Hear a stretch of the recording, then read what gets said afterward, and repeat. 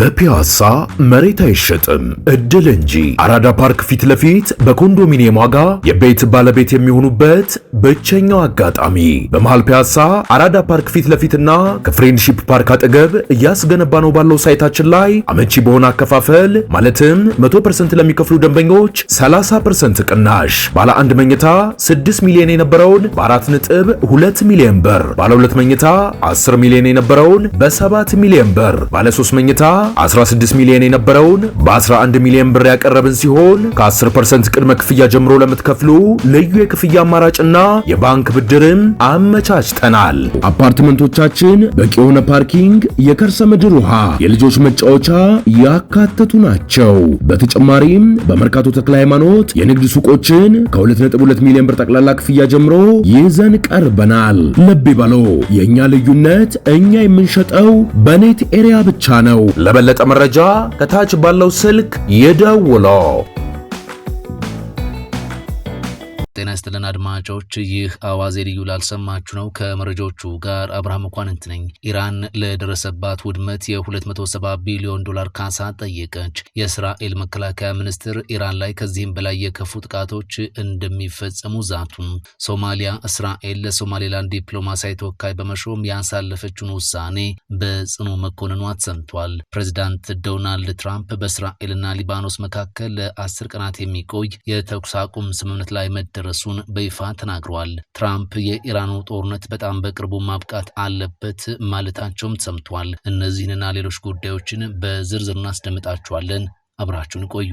ኢራን ለደረሰባት ውድመት የ270 ቢሊዮን ዶላር ካሳ ጠየቀች። በዩናይትድ ስቴትስና በእስራኤል ጥቃቶች ከፍተኛ ውድመት ደርሶብኛል የምትለው ኢራን የደረሰባትን ጉዳት ለመተካት የ270 ቢሊዮን ዶላር ካሳ እንዲከፈላት በይፋ ጠይቃለች። ሀገሪቱ ይህ ክፍያ ካልተፈጸመና መብቶቿ ካልተከበሩ ወደ ለየለት ጦርነት እንደምትመለስም በመግለጽ አስጠንቅቃለች። የመንግስት ቃል አቀባይ ፋጤማ ለሩሲያው የዜና ወኪል RIA እንደተናገሩት ከሆነ በጦርነቱ ምክንያት በሀገሪቱ መሰረተ ልማቶች፣ በትራንስፖርት እና በማህበራዊ ተቋማት ላይ የ270 ቢሊዮን ዶላር ቀጥተኛና ቀጥተኛ ያልሆነ ጉዳት ተመዝግቧል። በተባበሩት መንግስታት የኢራን ልዩ መልእክተኛ አሚር ሳኢድ ኢራቫኒ በበኩላቸው ጥቃቱ እንዲሰነዘር ግዛታቸውን የፈቀዱ 5 የቀጠናው ሀገራት ለውድመቱ ተጠያቂ መሆንና ካሳ መክፈል እንዳለባቸው አሳስበዋል።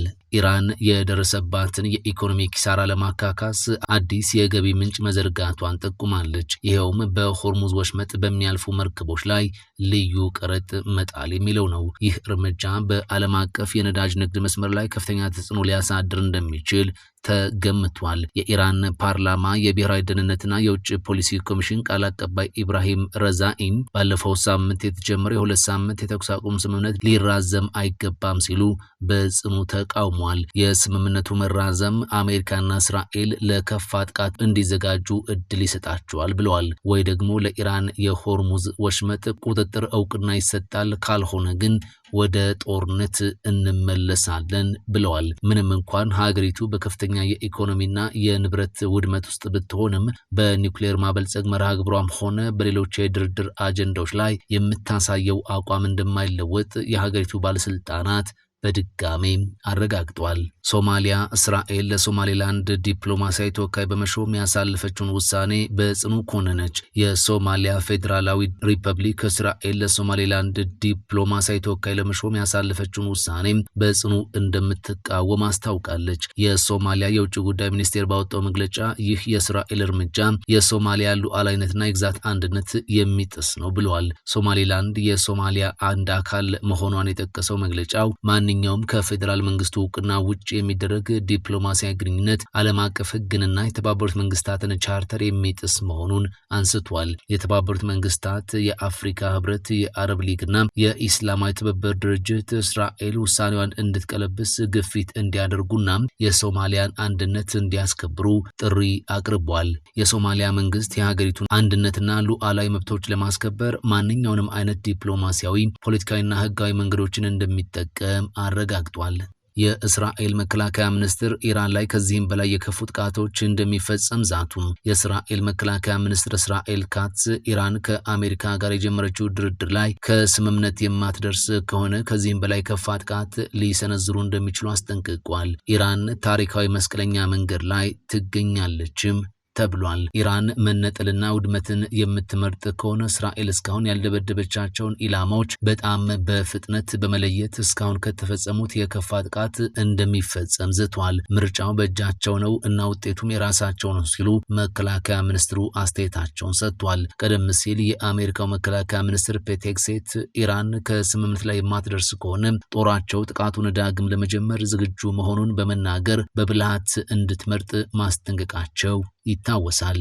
ፕሬዚዳንት ዶናልድ ትራምፕ በእስራኤልና ሊባኖስ መካከል ለ10 ቀናት የሚቆይ የተኩስ አቁም ስምምነት ላይ መደረሱን አስታወቁም። ፕሬዚዳንቱ ይህንን ይፋ ያደረጉት ከሁለቱ ሀገራት መሪዎች ጋር በጣም ጥሩ ያሉትን ውይይት ካደረጉ በኋላ መሆኑን ተናግረዋል። ፕሬዚዳንት ትራምፕ በማህበራዊ ገጻቸው ባስተላለፉት መልእክት ከሊባኖሱ ፕሬዚዳንት ጆሴፍ አውንና ከእስራኤሉ ጠቅላይ ሚኒስትር ቤንያሚን ኔታንያሁ ጋር መነጋገራቸውን አረጋግጧል። የተኩስ አቁሙ ለ10 ቀናት የሚቆይ ሲሆን ይህም ለዘላቂ ሰላም እንደ መጀመሪያ እርምጃ ተወስዷል። ባለፈው ማክሰኞ በዋሽንግተን ዲሲ በሁለቱ ሀገራት መካከል የተደረገው ውይይት ካለፉት 34 ዓመታት በኋላ የመጀመሪያው ከፍተኛ ዲፕሎማሲያዊ ግንኙነት ተብሏል። ፕሬዚዳንት ትራምፕ ምክትል ፕሬዚዳንት ጄዲ ቫንስ፣ የውጭ ጉዳይ ሚኒስትር ማርክ ሩቢዮንና የጦር ኃይሎች ጠቅላይ አዛዥ ጀነራል ዳን ኬንን ዘላቂ ሰላም እንዲመጣ ከሁለቱ ሀገራት ጋር እንዲሰሩ መመሪያ ሰጥቷቸዋል። ትራምፕ በዓለም ዙሪያ 9 ጦርነቶችን መፍታት ችያለሁ፣ ይህ ደግሞ 10ኛ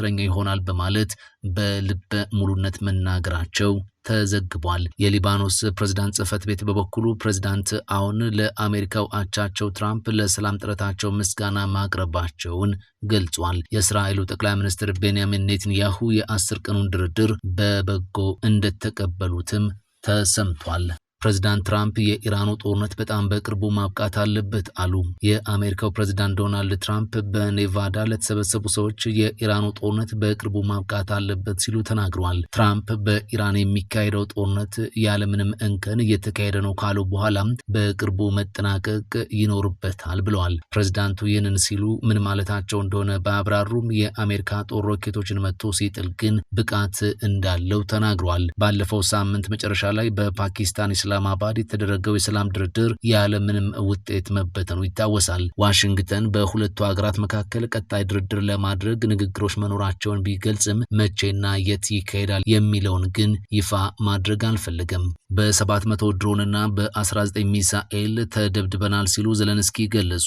የዩክሬኑ ፕሬዝዳንት ቮሎዲሚር ዘለንስኪ ዛሬ በቴሌግራም ገጻቸው ላይ ባስተላለፉት መልእክት ሩሲያ በጦርነት ቁማር እየተጫወተች ነው ብለዋል። የሰላማዊ ሰዎች ሕይወት ለመጠበቅና ሰላምን ለማምጣት የሚችል ጠንካራ ጫና ሊደረግባት ይገባልም ብለዋል። ፕሬዝዳንቱ እንደገለጹት ከሆነ በዛሬው ዕለት ወደ 700 በሚጠጋ ድሮንና በ19 ባላስቲክና ክሩዝ ሚሳኤል ጥቃት የተፈጸመባቸው ሲሆን አብዛኞቹ ባላስቲክ ሚሳኤል በዋና ከተማቸው ኪቭ ላይ ያነጣጠሩ መሆናቸውን አስረድቷል። ከነዚህም ውስጥ የዩክሬን የአየር መቃወሚያ 636 ድሮኖችንና 1 ሚሳኤልን መመከቱን አስታውቋል። ሁሉንም ለማክሸፍ ባለመቻሉ በተለይም በዋና መዲናዋ በኪቭ፣ ኦዴሳና ዴኒፕሮ መኖሪያ ህንፃዎች በመመታታቸው ጉዳት መድረሱን ፕሬዝዳንቱ ገልጿል። በጥቃቶቹም ቢያንስ 22 ሰዎች መገደላቸውንና ከ100 በላይ መቁሰላቸውን ጠቅሰው ለሟች ቤተሰቦች መጽናናትን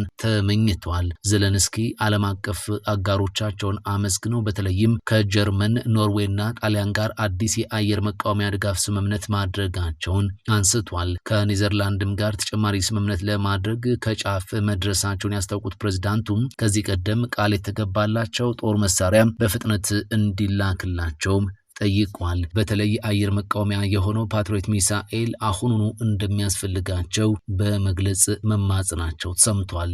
በፒያሳ መሬት አይሸጥም እድል እንጂ አራዳ ፓርክ ፊት ለፊት በኮንዶሚኒየም ዋጋ የቤት ባለቤት የሚሆኑበት ብቸኛው አጋጣሚ በመሃል ፒያሳ አራዳ ፓርክ ፊት ለፊትና ከፍሬንድሺፕ ፓርክ አጠገብ እያስገነባ ነው ባለው ሳይታችን ላይ አመቺ በሆነ አከፋፈል ማለትም 100% ለሚከፍሉ ደንበኞች 30% ቅናሽ ባለ አንድ መኝታ 6 ሚሊዮን የነበረውን በ4.2 ሚሊዮን ብር፣ ባለ ሁለት መኝታ 10 ሚሊዮን የነበረውን በ7 ሚሊዮን ብር፣ ባለ 3 መኝታ 16 ሚሊዮን የነበረውን በ11 ሚሊዮን ብር ያቀረብን ሲሆን ከ10% ቅድመ ክፍያ ጀምሮ ለምትከፍሉ ልዩ የክፍያ አማራጭና የባንክ ብድርም አመቻችተናል። አፓርትመንቶቻችን በቂ የሆነ ፓርኪንግ፣ የከርሰ ምድር ውሃ፣ የልጆች መጫወቻ ያካተቱ ናቸው። በተጨማሪም በመርካቶ ተክለ ሃይማኖት የንግድ ሱቆችን ከ2.2 ሚሊዮን ብር ጠቅላላ ክፍያ ጀምሮ ይዘን ቀርበናል። ልብ ይበሉ፣ የኛ ልዩነት እኛ የምንሸጠው በኔት ኤሪያ ብቻ ነው። ለበለጠ መረጃ ከታች ባለው ስልክ ይደውሉ። ፈጣን ያልተሰሙ መረጃዎችንና ትኩስ የኪነ ጥበብ ዜናዎችን ለማግኘት የቁም ነገር ሚዲያ የዩቲዩብ ቻናልን በመቀላቀል ቤተሰብ ይሁኑ። ቻናላችንን ሰብስክራይብ ያድርጉ። በቲክቶክም አለን። ቁም ነገር ሚዲያ ኦፊሻል ብለው ይከተሉን። እናመሰግናለን። ቁም ነገር ሚዲያ፣ ለቁም ነገር እንሰራለን።